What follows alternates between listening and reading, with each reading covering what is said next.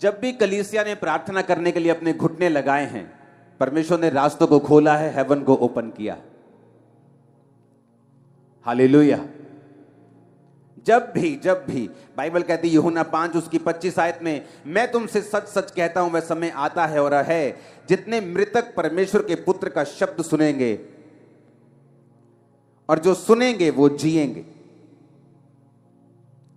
यूहन्ना 3 उसकी 31 आयत, जो ऊपर से आता है वह सर्वोत्तम है, जो पृथ्वी से आता है वह पृथ्वी का है और पृथ्वी की ही बातें करता है, जो स्वर्ग से आता है वह सबसे ऊपर है। यूहन्ना 3 उसकी 27 आयत, यूहन्ना ने उत्तर दिया, जब तक मनुष्य को स्वर्ग से ना दिया जाए तब तक वह कुछ नहीं पा सकता। हालेलुया। ऊंची आवाज से बोलो हालेलुया। यूहन्ना 3 उसकी 31, जो ऊपर से आता है वो सर्वोत्तम है। बाइबल कहती है जब आप प्रार्थनाएं करते हैं तो ऐसी चीजें, आसमान आपके लिए खुलता है और सर्वोत्तम जो परमेश्वर की ओर से आपकी लाइफ में आता है। लोगों को पैसा मिल सकता है, फेम मिल सकता है, लेकिन अगर वो ऊपर से नहीं आया तो वो सर्वोत्तम नहीं है। अगर वो ऊपर से नहीं आया उसकी कोई भी गारंटी नहीं है। इसीलिए बहुत से लोग मिलियंस फॉलोअर्स को लेने के बाद भी, एक बड़ी कुर्सी पे पहुंचने के बाद भी, बड़े पॉलिटिकल कैरियर में सफल होने के बाद भी सुसाइड कर लेते हैं, क्योंकि बाइबल कहती है जो ऊपर से नहीं आया वो सर्वोत्तम नहीं है। और बाइबल कहती है जब डैनियल ने प्रार्थना करनी शुरू की और परमेश्वर से मांगना शुरू किया तो वचन कहता है कि पहले ही दिन जब उसने प्रार्थना और उपवास के साथ परमेश्वर के सामने दुहाई देनी शुरू की तो बाइबल कहती है परमेश्वर ने उसकी प्रार्थना सुन के उत्तर को भेजा, अपने दूत को भेजा। रास्ते में शैतान उस दूत से लड़ता रहा और जब दूत लड़के शैतान से डैनियल के पास पहुंचा और बताया कि मैं तेरी प्रार्थना का उत्तर देने के लिए आया हूं, जब तुमने पहले ही दिन अपना मन लगाकर प्रार्थना शुरू की थी, मुझे उत्तर देने के लिए तुझे भेज दिया गया था। बाइबल कहती है जो ऊपर से आता है वो सर्वोत्तम है, लेकिन ऊपर से जो आएगा वो तभी आएगा जब आप मांगेंगे, क्योंकि वचन कहता है मांगो तो दिया जाएगा। अगर आपने मांगा नहीं तो आपने पाया नहीं। परमेश्वर ने कहा मैं अपने बच्चों के मांगने से पहले जानता हूं कि उन्हें किन चीजों की आवश्यकता है, लेकिन मैं उन्हें तभी देता हूं जब वो मांगते हैं, क्योंकि वचन कहता है मांगो तो दिया जाएगा। हालेलुया। परमेश्वर ने कहा जब तक मनुष्य को स्वर्ग से ना दिया जाए वो नहीं पा सकता। और वचन की गहराई बताती है कि जब आप परमेश्वर के सामने घुटनों को टेकते हैं और प्रार्थना करते हैं, दाऊद कहता मैं सांझ को, मैं भोर को, दोपहर को, तीनों पहर तेरी दुहाई देता रहूंगा और तू मेरी सुन लेगा। बाइबल कहती है डैनियल 3 टाइम परमेश्वर के सामने परमेश्वर का धन्यवाद करने के लिए और प्रार्थना करने के लिए जाया करता था। वो 3 टाइम परमेश्वर के सामने रोज उपस्थित होता था, क्योंकि हम जानते हैं कि जो कुछ परमेश्वर ने मेरे लिए सोचा है, जो स्वर्ग से मेरे लिए उतरेगा, जो परमानेंट होगा, जो टेम्परेरी नहीं होगा, जो थोड़े दिनों का नहीं होगा, जो आशीष लगातार मेरी जिंदगी में रहेगी, वो तभी आएगी अगर वो स्वर्ग से उतरेगी, क्योंकि वचन कहता है जो ऊपर से आएगा वो सर्वोत्तम होगा। अपने हाथों को उठा और बोलो जो ऊपर से आएगा वो सर्वोत्तम होगा। मैं मांगता हूं मेरी लाइफ में सर्वोत्तम आए। आमीन। यीशु मसीह ने कहा अगर मनुष्य को स्वर्ग से ना दिया जाए तब तक वह कुछ नहीं पा सकता। संसार की ब्लेसिंग लोगों की आती चली जाती, आज वो अर्श पे हैं, कल वो फर्श पे हैं, लेकिन परमेश्वर ने कहा अगर तुम्हें स्वर्ग से दिया जाएगा तो वो आशीष परमानेंट होगी, वंशों तक चलेगी, वो सर्वोत्तम होगी। आमीन। अगर हम पुराने नियम में देखें, जब परमेश्वर ने मूसा को कहा था कि तू इस तरह का तंबू मेरे लिए बनाना, और उस तंबू में अगर हम देखते हैं 4 नंबर फोटो के ऊपर, तो उस तंबू में बाइबल कहती है कि जब पवित्र स्थान में जाते थे तो एक लैंप होता था जो 7 दीवटें होती थी, जो पवित्र आत्मा की निशानी है। उसके सामने बिल्कुल अगर आप देखेंगे तो मेज में रोटियां पड़ी हुई होती थी। बाइबल कहती है जो लैंप है, जो पवित्र आत्मा की निशानी है, रोमियो 8 उसकी 26 और 27 में लिखा, इसी रीति से आत्मा भी हमारी दुर्बलता में सहायता करता है, क्योंकि हम नहीं जानते प्रार्थना किस रीति से करनी चाहिए, परंतु आत्मा आप ही ऐसी आहें भरकर जो बयान से बाहर है हमारे लिए विनती करता है। और मनों का जांचने वाला जानता है कि आत्मा की मनसा क्या है, क्योंकि वह पवित्र लोगों के लिए परमेश्वर की इच्छा के अनुसार विनती करता है। बाइबल कहती है कि वो आत्मा हमारी दुर्बलता में सहायता करता है, क्योंकि हम नहीं जानते प्रार्थना किस रीति से करनी चाहिए। पवित्र स्थान में जब मूसा को परमेश्वर ने दिखाया कि एक लैंप रखना, एक ही टुकड़े से उसे बनाना और 7 दीवटे बनाना, जिसका मतलब है पवित्र आत्मा की प्रेजेंस। एक विश्वासी जब पवित्र आत्मा में होकर प्रार्थना करता है, बाइबल कहती है वो नहीं जानता प्रार्थना किस रीति से करनी चाहिए। इस तरह लोग बोलते हैं मैं प्रार्थना में क्या बोलूंगा, मुझे प्रार्थना करनी नहीं आती। लेकिन बाइबल कहती है जब पवित्र आत्मा आप ग्रहण करते हैं, जो कि आपको पापों की क्षमा के साथ प्राप्त होता है, आप खुदावन से पापों की क्षमा को मांगते हैं, यीशु के लहू को मांगते हैं, आप पाप छोड़ते हैं, अपने जीवन में एक ही परमेश्वर यीशु मसीह को ग्रहण करते हैं, उसके पीछे चलना शुरू करते हैं, उसके वचन को मानना शुरू करते हैं। बाइबल कहती है पवित्र आत्मा आपके अंदर आता है, परमेश्वर आपको पवित्र आत्मा से भरता है, और जब पवित्र आत्मा से वो आपको भरता है तो बाइबल कहती है जब आप प्रार्थना करना नहीं जानते, क्योंकि मनुष्य जब भी प्रार्थना करेगा बक बक के अलावा कुछ नहीं करेगा। क्योंकि बाइबल कहती है परमेश्वर ने कहा अन्य जातियों की तरह प्रार्थना में बक बक मत करो, क्योंकि उन्हें लगता है कि जब वो बहुत बोलेंगे, अलग अलग तरह से बोलेंगे तो उनकी सुनी जाएगी। परमेश्वर ने कहा अन्य जातियों की तरह प्रार्थना में बक बक ना करो, पर पवित्र आत्मा जब तुम्हारे अंदर होगा वो तुम्हें प्रार्थना करने को सिखाएगा। हालेलुया। क्योंकि तुम नहीं जानते प्रार्थना किस रीति से करनी चाहिए। आप नहीं जानते आप 365 दिनों के लिए क्यों इकट्ठा हुए। मैं भी नहीं जानता पूरी रीति के साथ, लेकिन मैं जानता हूं ये परमेश्वर ने कहा है, और जैसे ही आप इकट्ठा होना शुरू हुए हैं परमेश्वर ने काम करना शुरू किया है। अब परमेश्वर ने क्यों वो फोटो में दिखाया है कि वो पवित्र आत्मा उस लैंप को उसी जगह क्यों रखा जहां रोटी पड़ी है। यह विश्वासियों के लिए एक मैसेज है। अगर आपकी लाइफ में पवित्र आत्मा नहीं है तो आप नहीं जानते प्रार्थना किस रीति से करनी चाहिए, और अगर आपको पवित्र आत्मा के द्वारा प्रार्थना नहीं करते, आप नहीं पा सकते जो ऊपर से आता है। आप धरती की आशीषें पा सकते हैं, लेकिन वो परमेश्वर की ओर से अगर नहीं है, वो टेम्परेरी है, थोड़ी देर के लिए है। बाइबल कहती है जो सुख यहोवा देता है उसके साथ वो दुख नहीं मिलाता। अगर वो आपको पैसा देगा, उसको भोगने की शक्ति भी देगा। अगर आपको वो शरीर देगा, वो पैसा भी देगा। अगर पैसा देगा तो आपको बीमारियां नहीं देगा कि आप उसका आनंद मान सकें, अपने बच्चों के साथ, फैमिली के साथ रह सकें। वो आपको बरकत देगा। और बाइबल कहती है जो ऊपर से आता है वो सर्वोत्तम है।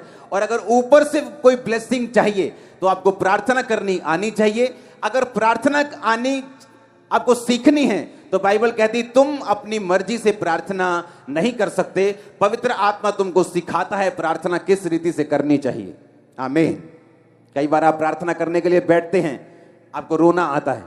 कई बार आप प्रार्थना करने के लिए बैठते हैं, आपको जोश आता है। आप प्रार्थना करने के लिए बैठते हैं, कई बार आपका दिल करता है वर्शिप सुने, आनंद से। ये सब पवित्र आत्मा के कार्य हैं। आमीन। पवित्र आत्मा आपकी लाइफ में करता क्या है? यीशु मसीह ने कहा जब शैतान ने उसे परखा, मत्ती 4 उसकी 3-4, परखने वाले ने जब पास आकर यीशु से कहा यदि तू परमेश्वर का बेटा है तो कह दे ये पत्थर रोटियां बन जाएं। यीशु ने कहा लिखा है मनुष्य केवल रोटी से नहीं परंतु हर एक वचन से जो परमेश्वर के मुंह से निकलता है जीवित रहेगा। परमेश्वर ने कहा हर एक वचन जो परमेश्वर के मुंह से निकलता है वो जीवित रहेगा। अगर इस वचन को हम यूनानी भाषा में पढ़ें, जो शब्द लिखा गया वचन, 2 तरह का वचन है, एक है लोगोस, एक है रेमा। लोगोस यानी जो बाइबल में लिखा हुआ है, लिखा हुआ वचन जिसे लोगोस बोलते हैं, और रेमा वचन जो खास आपके लिए किसी खास परिस्थिति में, आपकी जिंदगी के किसी खास टाइम पर परमेश्वर देता है, उसे रेमा वचन कहते हैं। जीसस ने कहा अगर तुम्हें जिंदा रहना है तो तुम्हें परमेश्वर के मुंह से निकला वचन, ये वचन लोगोस की बात नहीं हो रही। जब यूनानी भाषा में इस जगह वचन की ट्रांसलेशन को पढ़ते हैं तो उस जगह लिखा है रेमा, कि तुम अगर जिंदा रहना चाहते हो तो तुम्हें परमेश्वर से रेमा वचन चाहिए। हालेलुया।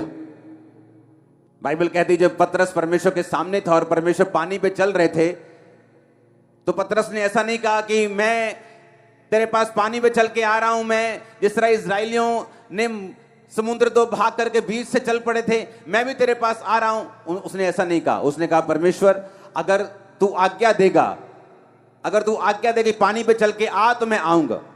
उसने रेमा वचन मांगा परमेश्वर से, और परमेश्वर ने कहा पतरस आ जा। कोई भी चेला पानी पे नहीं चला पतरस के अलावा, क्योंकि परमेश्वर ने उसको रेमा वचन, यानी वो वचन जो उसकी जिंदगी में खास परमेश्वर ने दिया था। हालेलुया। आपके घर में गेहूं है कि नहीं? है कि नहीं? क्या उसको खा सकते, भूख मिटा सकते? क्या वो अन्न नहीं है? क्या वो अन्न है कि नहीं? क्या फिर भी उसको खा सकते हैं? क्या नहीं खा सकते। उसका आटा बनाना पड़ेगा, उसको खाने योग्य करना पड़ेगा, तभी उसको खा सकते हैं।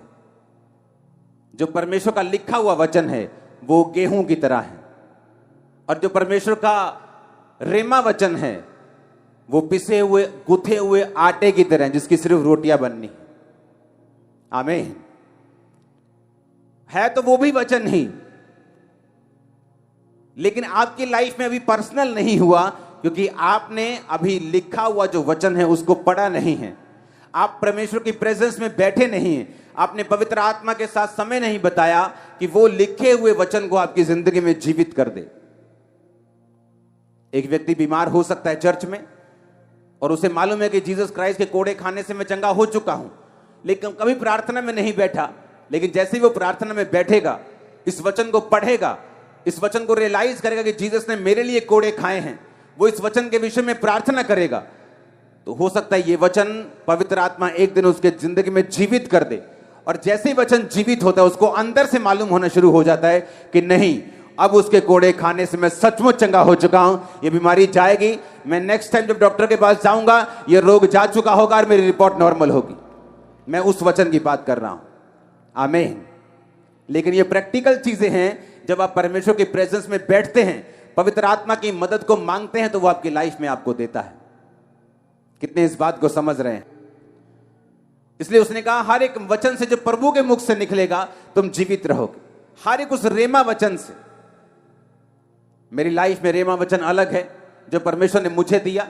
मेरी लाइफ के अलग अलग संघर्ष के दिनों में परमेश्वर ने मुझे रेमा वचन दिया। संघर्ष से निकल गया तब भी रेमा वचन दिया, आगे बढ़ने के लिए, चर्च को एक नेक्स्ट लेवल पे लेके जाने के लिए। अब भी वो मुझको रेमा वचन देता है एक नेक्स्ट लेवल पे जाने के लिए और आगे बढ़ने के लिए। वो आपको रोज रोज, हर महीने, हर 15 दिन में, हर 6 महीने वो आपको रेमा वचन देता है। वो आपके बिजनेस के लिए हो सकता है, आपकी फैमिली के लिए हो सकता है, वो आपके परिवार के लिए हो सकता है, आपके शरीर के लिए हो सकता है, आपकी सेवकाई के लिए हो सकता है। जो कुछ परमेश्वर ने आपके लिए सोचा है, जो सर्वोत्तम है, जो स्वर्ग में आपके लिए रखा हुआ है, उसको नीचे धरती पर प्रैक्टिकल लाने के लिए आपको पवित्र आत्मा के साथ संगति करनी पड़ेगी। आपको वचन पढ़ना पड़ेगा, और आपको वचन पढ़ते हुए यह ध्यान रखना पड़ेगा कि वो पवित्र आत्मा जो आपके अंदर है उस वचन को एक दिन जिंदा कर देगा। जो कच्चा अन्न आपके पास है उसको एक दिन पका देगा, और उससे आप अपनी भूख को मिटाएंगे। और आप ही नहीं, आपका परिवार भी अपनी भूख को मिटाएगा। आमीन ऊंचे वाला चाहिए चर्च। हालेलुया। इसलिए वचन में लिखा कि तुम नहीं जानते प्रार्थना किस रीति से करनी चाहिए। पवित्र आत्मा तुम्हें प्रार्थना करना सिखाता है। आमीन आमीन। आप वचन पढ़ते हैं, आप वचन पढ़ते जाते हैं। अगर पवित्र आत्मा आपके अंदर है तो एक दिन उस वचन को वो जागृत कर देगा आपकी लाइफ में। और जैसे ही वो वचन जीवित हो जाएगा, जैसे ही परमेश्वर का आत्मा जस्ट एक नैनो सेकंड में, आंख छपकने के टाइम में ही वो आपके साथ बात करेगा। और जैसे ही वो आपके साथ बात करेगा, आपको मालूम होगा मेरा हल हो चुका है। अब मुझे सिर्फ परमेश्वर की इस इंस्ट्रक्शन को फॉलो करना है, परमेश्वर के इस वचन को मानना है और आगे बढ़ना है। आमीन।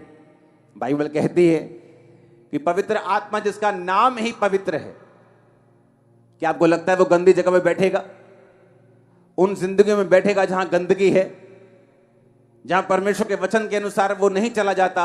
आपको लगता है पवित्र आत्मा उन जगहों पे होगा? जब पवित्र आत्मा उन जगहों पे है ही नहीं, जब पवित्र आत्मा लाइफ में है ही नहीं,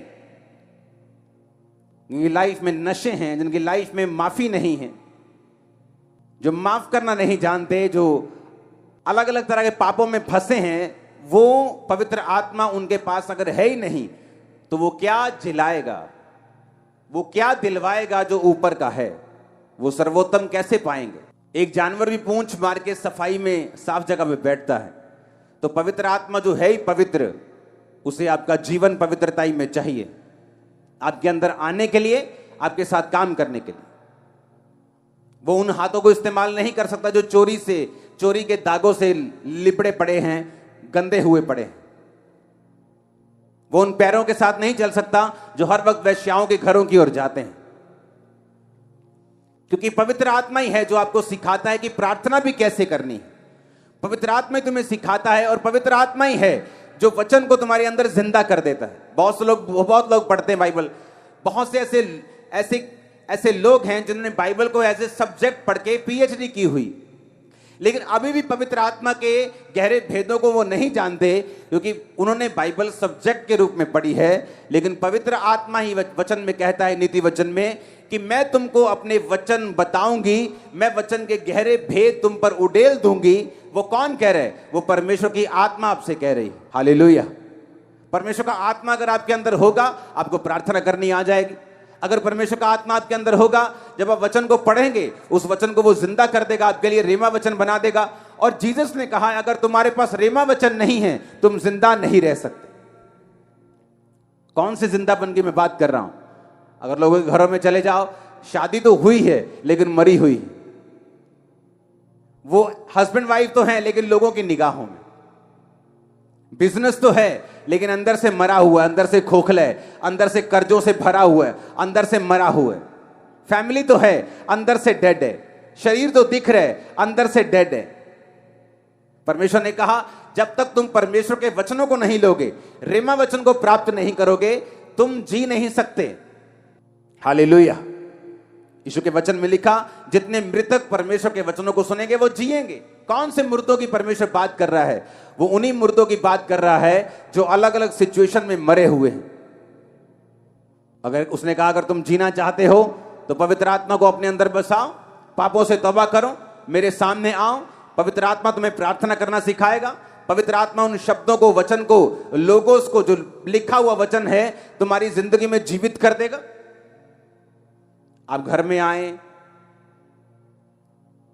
और आपको बहुत भूख लगी हो और दाल पड़ी हो घर में, जितनी मर्जी भूख लगी हो, आप कच्ची दाल नहीं खा सकते। अगर आप बोलेंगे मेरे पास पकाने का टाइम नहीं, आप कच्ची दाल खा जाएंगे, आप उल्टा बीमार हो जाएंगे। उसी तरह से वचन है लिखा हुआ, वो आपको मिलता है, उसको पकाना आपने है। पकाने के लिए आपको तरीका चाहिए, पकाने के लिए आपको मेहनत चाहिए, पकाने के लिए आपको थोड़ा पेशेंस चाहिए, थोड़ा सा इंतजार चाहिए, थोड़ी सी टेक्निक चाहिए। और उसी तरह से पवित्र आत्मा आपकी लाइफ में करता है। आप वचन को पढ़ते हैं, आप कच्चा राशन ले जाते हैं घरों में, लेकिन जिस दिन आप पवित्र आत्मा की सहायता से उस वचन को पढ़ के उसको पर्सनल कर लेते हैं और वो वचन जिंदा हो जाता है, वो पक जाता है और आप उसे खाकर अपनी भूख मिटाते हैं। कितने मेरी बातों को समझ रहे हैं? इसलिए बहुत लोगों के घर में कच्चा राशन तो है लेकिन वो उसे पका नहीं सकते, क्योंकि पवित्र आत्मा उनके पास नहीं। इसलिए परमेश्वर होने के बावजूद भी, बाइबल उनके घरों में होने के बावजूद भी वो भूखे हैं। क्रिश्चियन होने के बावजूद वो भूखे हैं और प्यासे हैं और मरे हुए हैं, क्योंकि कच्चे राशन से आप अपने पेट को नहीं भर सकते। आप जितना भी कोशिश कर लें, आप उसे नहीं खा सकते। आपको उसे पकाना ही पड़ेगा अगर आपको भूख मिटानी है तो। हालेलुया। उसी तरह से पवित्र आत्मा जब आप प्रार्थना में बैठते हैं, वो प्रेयर करना सिखाता है। बाइबल कहती है वो आहें मारकर ऐसी प्रार्थनाएं करता है जो वर्णन से बाहर हैं। और बाइबल कहती है वो उस वचन को जिंदा करता है जो वचन आप पढ़ते हैं, क्योंकि परमेश्वर ने कहा इंसान अकेली रोटी से जिंदा नहीं रहेगा। इसीलिए जब आप परमेश्वर के उस भवन को देखते हैं, मूसा के उस तंबू को देखते हैं, तो आप उसके अंदर रोटियों को पड़ा हुआ भी देखते हैं। पवित्र आत्मा के सामने वो रोटियां पड़ी हैं, मेज के ऊपर रोटियां पड़ी हैं। रोटी का मतलब परमेश्वर ने कहा मेरी रोज की रोटी मुझे रोज दे। किस रोटी की वो बात कर रहा है? वो उस रोटी की बात नहीं कर रहा है जो आप समझ रहे हैं। अगर उसने आपको पैदा किया है तो ये रोटी, पानी, कपड़ा, परमेश्वर ने कहा ये ऐसी तुम्हारे पास आ जाएगा, जस्ट मेरे धर्म और राज्य की खोज करो। अगर वो कौवों को, अगर वो चिड़ियों को खिलाना जानता है तो पिता तुम्हें भी खिलाएगा। अगर वो फूलों को सुलेमान से भी अच्छे कपड़े पहनाना जानता है, हम बोलते वाओ कितना ब्यूटीफुल फ्लावर है, एक कितना सुंदर फ्लावर है। परमेश्वर ने कहा अगर वो फूलों को ऐसे कपड़े पहनाता है जो कल सूख जाएंगे, सुलेमान भी ऐसे कपड़े नहीं पहन सकता था, तो वो तुम्हें क्यों करना पहनाएगा? पर अगर तुम उसके धर्म और राज्य की खोज करो तो सब वस्तु तुम्हें मिल जाएंगी। तो परमेश्वर क्यों यहां रोटी की बात कर रहा है? और परमेश्वर यीशु मसीह ने भी कहा कि तुम प्रार्थना किया करो कि मेरे रोज की रोटी मुझे रोज दे। वो किस रोटी की बात कर रहे हैं? वो उसी रोटी की बात कर रहे हैं जो मैंने आपको समझाई है, जो रोज की रेवलेशन आपको चाहिए, जो रोज की ग्रेस आपको चाहिए, रोज का अनुग्रह आपको चाहिए अपना काम करने के लिए, क्रिश्चियन जीवन जीने के लिए, अपना बिजनेस चलाने के लिए भी आपको ग्रेस चाहिए, सेवकाई चलाने के लिए आपको ग्रेस चाहिए, बड़ा काम करने के लिए, लोगों के प्रधानमंत्रियों से मिल आपको ग्रेस चाहिए, आपको इनर पीस चाहिए, आपको ताकत चाहिए, आपको विजडम चाहिए, आपको बुद्धि चाहिए परमेश्वर कैसे बड़े काम करने। और कैसे आएगी ये? उसने कहा पवित्र आत्मा तुम्हें बताएगा। तुम सोच के मत जाना तुम क्या बोलोगे, पवित्र आत्मा तुम्हें बता दिया करेगा तुम्हें क्या बोलना है। हालेलुया। इसलिए रोटियां पड़ी हैं वहां पे। परमेश्वर ने कहा मेरे रोज की रोटी मुझे रोज दे, ताकि तुम रोज परमेश्वर की प्रेजेंस में बैठो, रोज रेमा वचन लो, रोज परमेश्वर के वचन को पर्सनलाइज करो, उसे अपना बनाओ, इंडिविजुअली उसे मानो, अपने लाइफ के लिए उसे कबूल करो। तो उसने कहा मेरी रोज की रोटी मुझे रोज दे। वो उन रोटियों की बात नहीं कर रहा, कहता वो रोटियां तो चिड़ियों को भी वो खिलाता है, कौओं को भी खिलाता है, तो तुम्हें क्यों ना खिलाएगा? फूलों को पहनाता तुम्हें क्यों ना पहनाएगा? पर कहता मेरे धर्म और राज्य की खोज करो तो सब वस्तु में पीछे पड़ के तुम्हें मिल जाएंगे। पर कहता प्रार्थना करो कि मेरी रोज की रोटी मुझे रोज दे। Hallelujah, hallelujah. आसमान से मन्ना इजराइलियों के लिए बरसता था। रोज सुबह जाते थे, इकट्ठा करते थे, शाम तक खाते थे। अगर शाम का बचाते थे तो सड़ जाता था। परमेश्वर ने कहा रोज इकट्ठा करना मन्ना, मैं तुम्हें 2 दिन के लिए नहीं दूंगा, सिवाय शनिवार के तुम 2 दिन के लिए इकट्ठा करोगे, सब्त के दिन के लिए इकट्ठा करोगे, लेकिन रोज रोज तुम एक दिन के लिए ही इकट्ठा करोगे। तुम्हें रोज बैठना है। एक बार प्रार्थना में 2 घंटे बैठ गए, अब 2 दिन जरूरत नहीं, कहता ऐसा नहीं चलेगा। रोज का मन्ना लेना है, रोज प्रेयर करनी है, रोज खुदावंद की प्रेजेंस में बैठना है, रोज अपना क्रूस उठाना है, रोज पाप से बच के रहना है। रोज प्रतिदिन जो मेरा क्रूस उठाएगा, बाइबल कहती है मेरा चेला होगा। हालेलुया। रोज रोज रोज खुदावंद की प्रेजेंस में बैठना है, पवित्र आत्मा को इनवाइट करना है, क्योंकि आपको बुद्धि चाहिए, आपको ग्रेस चाहिए इस लाइफ में आगे बढ़ने के लिए, अटैक से बचने के लिए, शैतान से बचने के लिए, आगे बढ़ने के लिए, परमेश्वर की आवाज को सुनने के लिए, उसकी योजना को पूरा करने के लिए, ग्लोरियस लाइफ जीने के लिए, घटी से ऊपर जीने के लिए, महिमा में जीवन जीने के लिए। जोर से तारीफ करो खुदावंद की, वो आपकी लाइफ में काम कर रहा है चर्च। आमीन, आमीन। कितने समझ रहे इन बातों को? जब आप प्रेयर करते हैं, हेवन ओपन होता है आपके लिए। पवित्र आत्मा की तरह प्रार्थना करते हैं, वो आपको बताता है आपको क्या करना है, आपको गाइड करता है। एक स्टूडेंट को वो गाइड करता है किस जगह जाना है, कौन से कॉलेज में जाना है, कौन सी पढ़ाई करनी है। एक बिजनेसमैन को वो गाइड करता है किस तरह से कामों को करना है।